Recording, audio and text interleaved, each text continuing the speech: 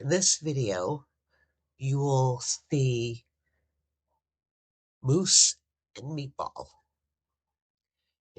During this time, we are working with them around different sounds. I want you to focus mainly on Emily working Meatball, which is the bulldog.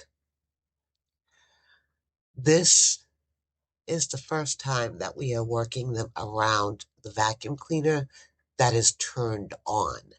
However, the vacuum cleaner has been in the room since the start of their training.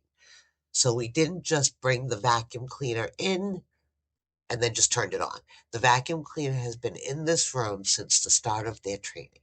We have to move forward. So now we turn the vacuum cleaner on.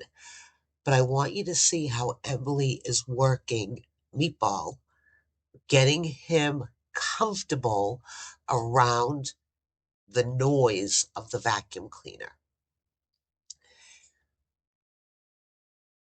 Moose, the black lab, obviously has no issues with the sound of the vacuum cleaner.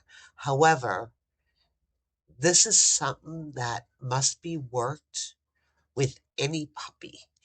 Getting a puppy used to different sights, sounds, and different smells are extremely important with their being able to function around different environments.